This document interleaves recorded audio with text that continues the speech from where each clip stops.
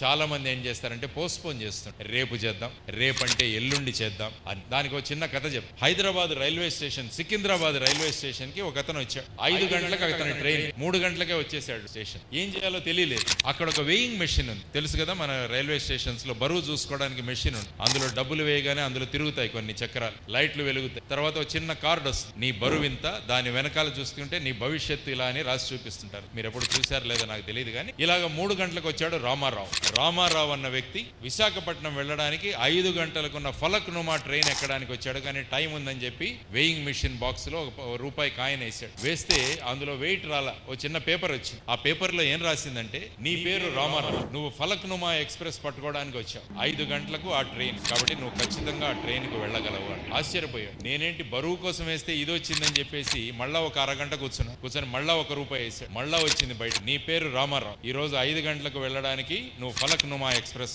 నీకు ఇంకా 1.5 గంట సమయం ఉంది అంటే మళ్ళా ఆనందపడ్డాడు. మళ్ళా 4 గంటలకు వేసి 4:30కి వేసాడు. మళ్ళా వస్తుంది. 5 గంటలకు ట్రైన్ వచ్చింది, వెళ్ళిపోయింది. మళ్ళా మర్చిపోయాడు. మళ్ళా ₹1 నోట్ వేసాడు, ₹1 కాయిన్ వేసాడు. అందులోంచి వచ్చింది, నీ పేరు రామారావు, నువ్వు ఫలక్నుమాకి వెళ్ళాలి కానీ నీ ట్రైన్ వెళ్ళిపోయింది, కాబట్టి నువ్వు రేపు రా అని చెప్పేసి ఆ మెషిన్ చెప్పింది. అంటే మనము పోస్ట్పోన్ చేసుకుంటూ వెళితే ఏమవుతుందంటే ఫైనల్ గా మన లక్ష్యాన్ని సాధించలేము. ఎందుకంటే ఇటువంటి అనేక శక్తులు మనల్ని లాగేస్తుంటాయి బయట. ఈ రోజు మీరు అనుకున్నారు, నేను సబ్ ఇన్స్పెక్టర్ ఆఫ్ పోలీస్ కావాలని మీరు గోల్ పెట్టుకున్నారు.